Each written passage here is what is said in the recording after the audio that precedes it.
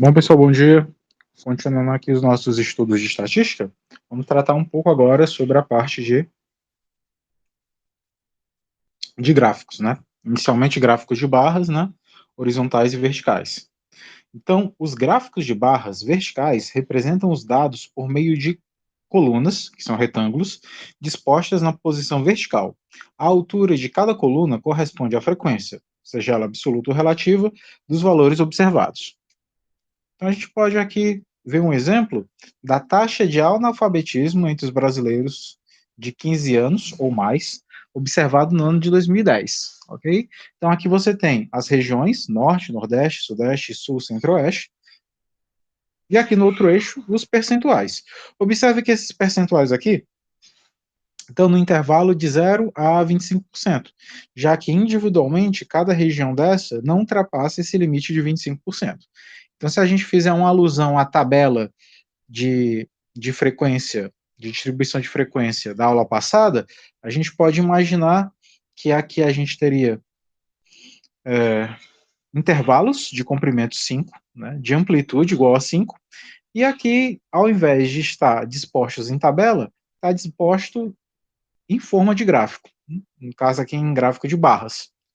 Então aqui eu tenho a região norte com 11,2, nordeste 19,1, tudo isso aqui em termos percentuais, sudeste 25, 5,5, sul 5,1 e centro-oeste 7,2. Ok? Então isso daqui é uma forma de representação na forma de gráfico de barras. As informações coletadas também podem ser apresentadas em gráficos de barras horizontais. Esse tipo de gráfico utiliza barras também, retângulos, dispostas na posição horizontal. O comprimento das barras corresponde à frequência, seja ela absoluta ou relativa, dos valores observados. Então, imagine que você tem aí os erros mais comuns cometidos pelos alunos ao enviar e-mails. Então, no seu eixo do y, você tem o que seriam essas variáveis qualitativas, ok? Então, esquecer de anexar, responder a pessoa errada, digitar o endereço errado, ou responder a lista para todos os e-mails, né, todos os endereços. E aqui, as barras mostrando, em termos percentuais, o que está acontecendo, ok? Dá para você notar, pessoal, que a soma desses percentuais aqui ultrapassa 100%. Por que que isso está ocorrendo? Será que essa pesquisa estatística aqui está errada, já que a soma dos percentuais extrapola 100%? O que está acontecendo aqui é que eu tenho erros comuns, uma pessoa que comete mais de um erro desse. Então, posso ter uma pessoa que esquece de anexar e-mail e que também digita o endereço errado, ou que responde para a pessoa errada e não anexa os documentos. Então, aqui extrapola 100%, não porque a pesquisa está necessariamente errada, ou porque a coleta foi poluída, nem nada do tipo. É porque há interseções, ou seja, sujeitos em comum que cometem pelo menos mais do que um desses erros. Ok? A gente também tem o que se chama de gráficos de segmento, também conhecido como gráficos de linhas, né, pictogramas, como muita gente chama. Então, esses gráficos são muito empregados para você fazer a representação de duas grandezas que se relacionam. Observe que até então eu estava analisando apenas uma característica. Né? Agora, para os gráficos de segmento ou para os gráficos de linha, você pode ter aí a forma de correlacionar duas ou mais grandezas, ok? Que já tem uma relação ali intrínseca. Então, para construir um gráfico desse tipo, você adota um referencial semelhante ao plano cartesiano, ou seja, aquele gráfico que a gente estuda lá em geometria analítica, né? Com os eixos x e y, no qual os pontos correspondentes aos dados levantados são marcados e, em seguida, unidos por segmentos de reta. Então, você tem uma situação como essa. Digamos que você esteja observando o faturamento do Brasil com o turismo estrangeiro. Então, no seu eixo do X, né, na sua horizontal, você tem os anos que foram observados, 2003, 2004, 2005 até 2010, e no eixo do Y, né, as suas ordenadas, você tem o faturamento em bilhões de dólares. Né? Então, eu tenho aqui 2.479 bilhões, que corresponde a 2003, a 2004 você tem 3,222 e assim por diante. Então, observe que aqui eu estou cruzando dois dados, o dado ano observado e o dado faturamento desse ano em bilhões de dólares. E aí, eu tenho aqui o ano de 2013 com seu faturamento, o de 2003 com seu faturamento, 2004 com seu faturamento, assim por diante até 2010 com seu faturamento. Cada ponto desse, observado isoladamente, para eu ter uma ideia de como é que foi a relação de crescimento ou decrescimento, no caso aqui entre 2008 e 2009, eu pego esses pontos e saio unindo eles para o segmento de reta. Então, eu pego aqui esse ponto, vou ligando com esse, aí 2004 com 2005, com 2006, com 2007, com 2008, até 2010, ok? Então, é isso que a gente chama de um gráfico de segmentos. Então, agora vamos aqui observar o que nós chamamos de gráfico de setor.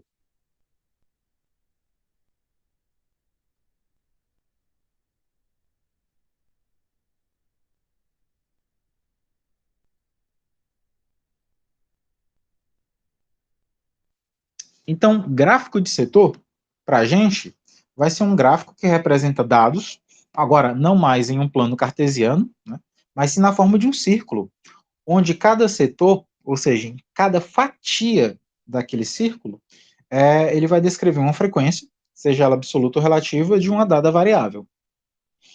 Né? E é comum que nesse tipo de representação você faça uma proporcionalidade entre o ângulo e a área desse círculo, né, de cada setor, de cada pedaço, né, de cada fatia. E claro que isso daí vai ter que dar uma relação com o todo, que é uma relação de 100%.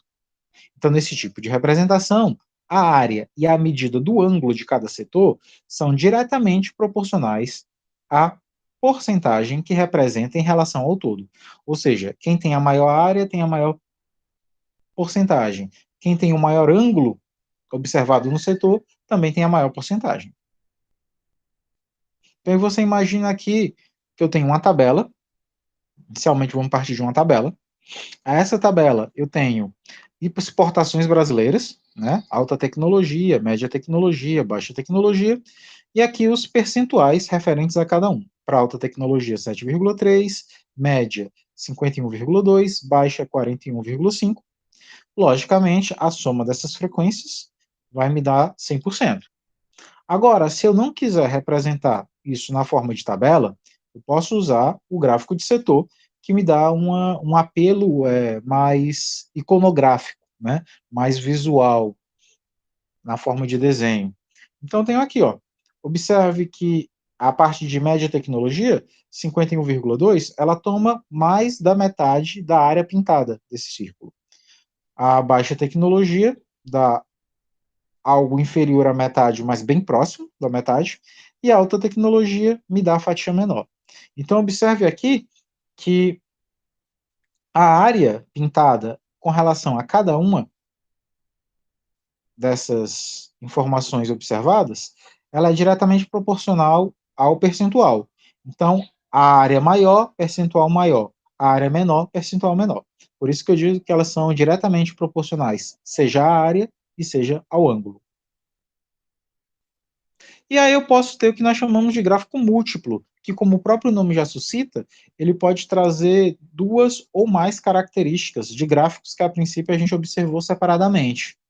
Então, para algumas situações, é necessário representar simultaneamente duas ou mais características da amostra. Então, para facilitar essa comparação entre as características distintas, podemos construir o que a gente chama de gráfico múltiplo. Então, veja aí, ó. Isso daqui é um caso de gráfico múltiplo. Observe que aqui o gráfico múltiplo, você tem aqui abastecimento de água, iluminação e uso de computador.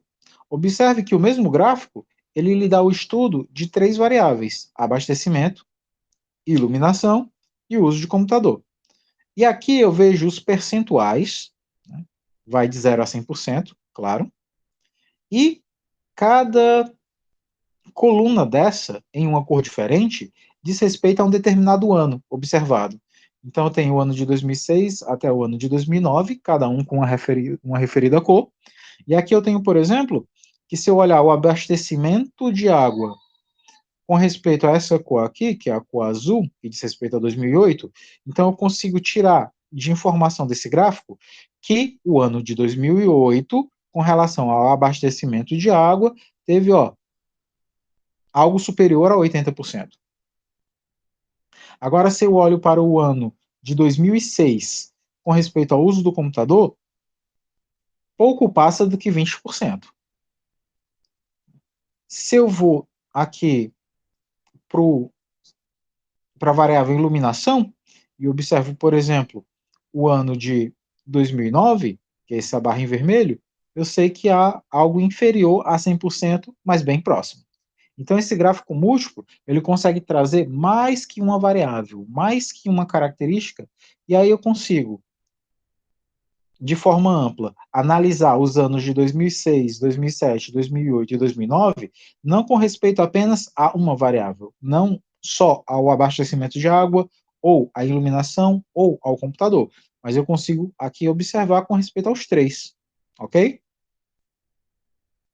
Outro exemplo aqui que a gente pode observar é um gráfico como esse. Então, observe aqui, que aqui eu tenho duas informações, né? Primeiro, esse gráfico diz respeito à taxa de fecundidade no Brasil.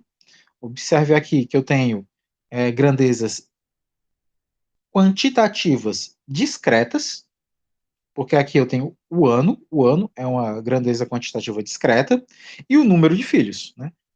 Um casal não pode ter 3,5 filhos, 2,75 filhos, né? Ou é 0, ou é 1, ou é 2, até 7. E aqui eu consigo observar o ano analisado e o número de filhos, né, por casal que foi em média apresentado. Aqui,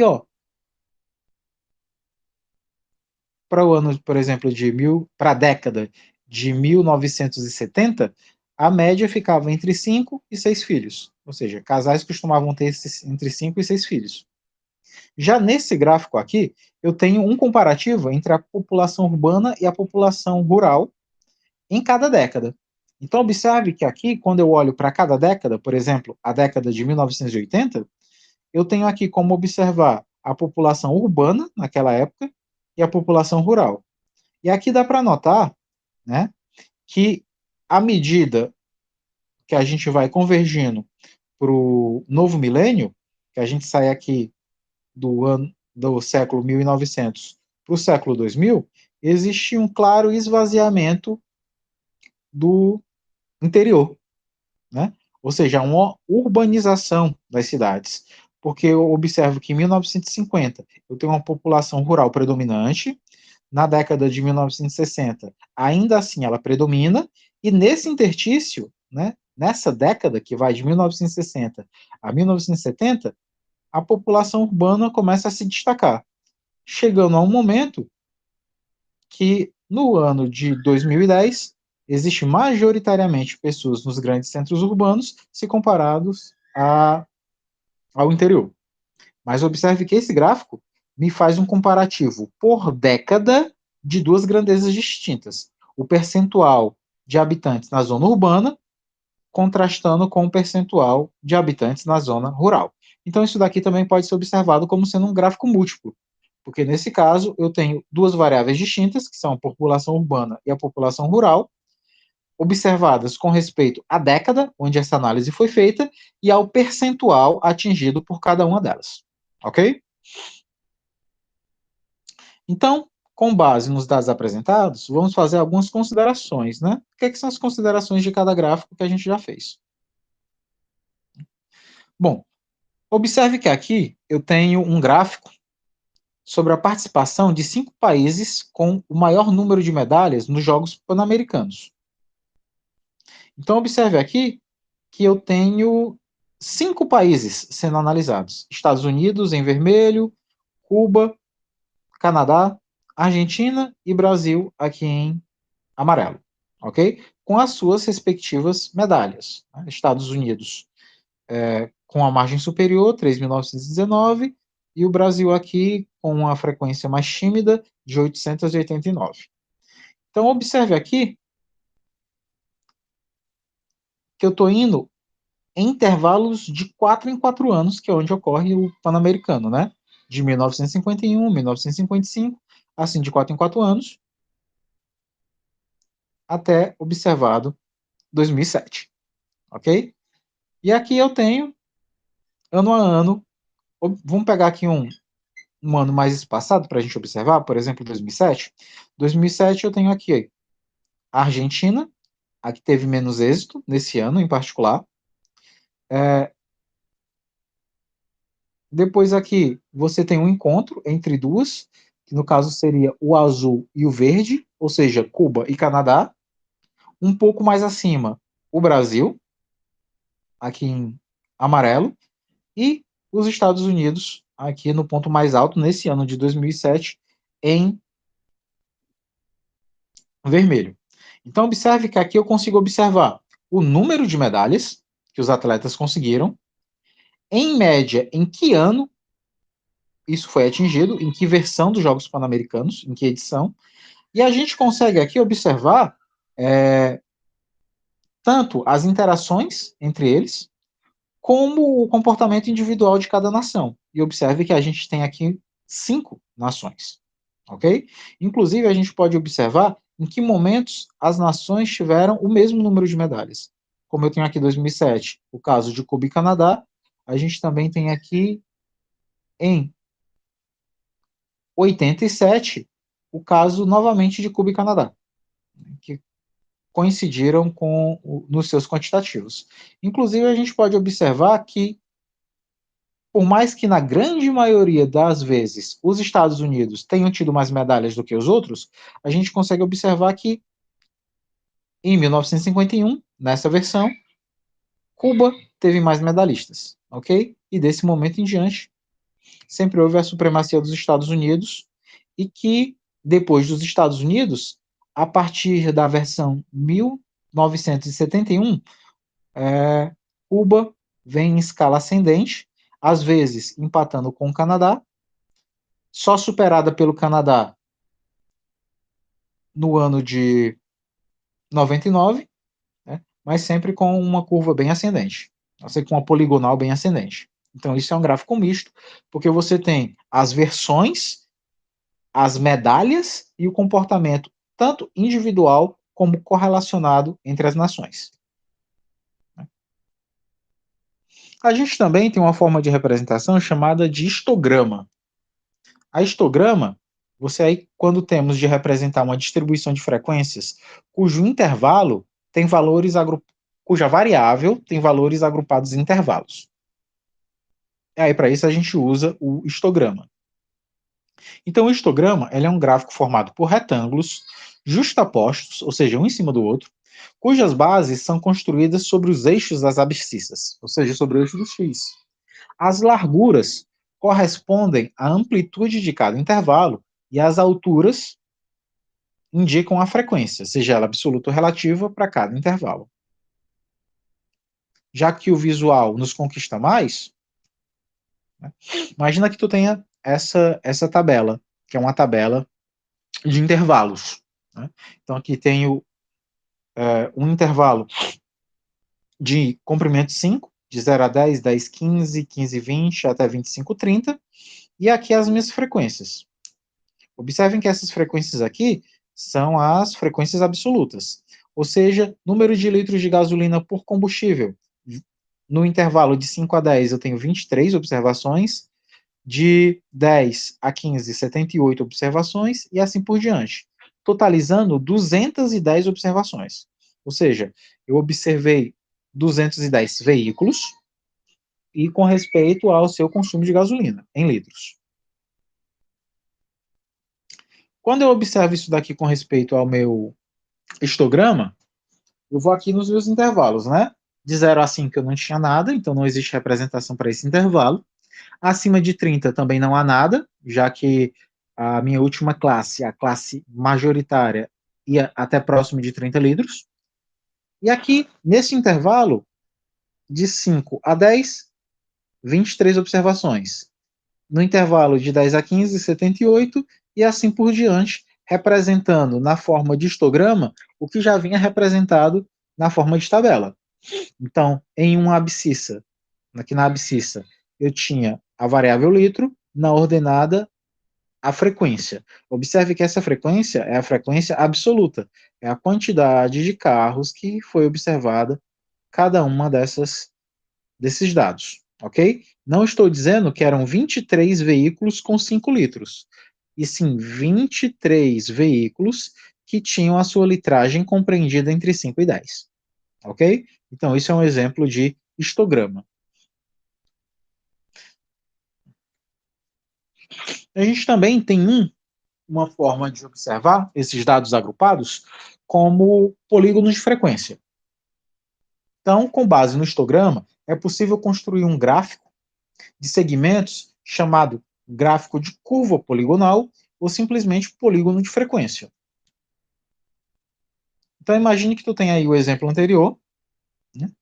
E com base nisso, você pegue a metade das classes e comece a fazer o polígono de frequência. Então, observe, ó. Aqui eu tinha de 0 a 5. Bom, no intervalo de 0 a 5, quem é a metade? 2,5. Naquele intervalo de 5 até 10, quem é a metade? 7,5. De 10 a 15, onde é que é a metade do intervalo? 12,5. Então você toma os pontos médios de cada classe daquela, o ponto médio de cada intervalo. Ponto médio é aquela mesma ideia lá de geometria analítica mesmo, somar e dividir por 2. E aí, com base nesses pontos, você faz o polígono de frequência. Ou seja, marca os pontos que se encontram no meio de cada intervalo. Observe que, inclusive, fica marcado exatamente no meio da base superior do seu retângulo. E aí vai fazendo a poligonal, ou seja, unindo esses pontos por segmentos de reta. Então, tem aqui o 2,5, que se une com 7,5, com 12,5, 17,5, 22,5, 27,5, até a última, 32,5. Ok? Isso você pode manter os retângulos do histograma original ou simplesmente retirar essa representação retangular e ficar apenas com a linha poligonal. Então, eu tanto tenho aqui uma representação de polígono de frequência completa, já utilizando o próprio histograma como base, ou simplesmente com a linha poligonal, ok? Esse daqui é mais enxuto, mas aí você perde a referência do histograma que o gerou. Não existe preferência, nenhum melhor do que o outro, são apenas formas distintas de representar, ok? Se a gente for observar aqui outro, representar agora por meio de um histograma e um polígono de frequência, a distribuição em preços de 50 produtos em um determinado supermercado. Então, produtos com preço de R$ 2 a R$ 4 eram 8, de R$ 4 a R$ 6 28, de R$ 6 a R$ 8 11, de R$ 8 a R$ 10 4, de R$ 10 a R$ 12 2 produtos. Então, observe que aqui eu tenho intervalos de comprimento 2, né? Vou sempre ampliando de 2 em 2. Bom, tá aqui os intervalos de 2 em 2. E aqui o meu histograma. De 2 a 4 eu tinha 8, de 4 a 8, 28, de 4 a 6, 28, de 6 a 8, 11, de 8 a 10, 4, e de 10 a 12, 2. Para fazer esse meu polígono de frequência, basta que eu saia pegando os pontos médios, né? Então, de 0 a 2, a metade é 1, de 2 a 4 é 3, de 4 a 6 é 5, e assim por diante você vai tirando o ponto médio de cada uma dessas classes aqui de baixo. E aqui em cima, é só você tomar um meio, né? De cada segmento desse superior. Unindo esses valores por segmentos de reta, você tem o polígono de frequência. Ok? Bom, e com isso a gente finaliza essa parte introdutória de estatística, né? Sobre frequências, sobre representações, tabelas e gráficos. E o próximo passo é a gente começar a fazer tratamento de dados. E aí, para isso, a gente vai ter tanto o tratamento por medidas de tendência central, como por medidas de dispersão, que aí é o conteúdo dos nossos próximos 2 encontros. Então a gente fica por aqui, né? Grato a todos pela atenção e a gente fica à disposição.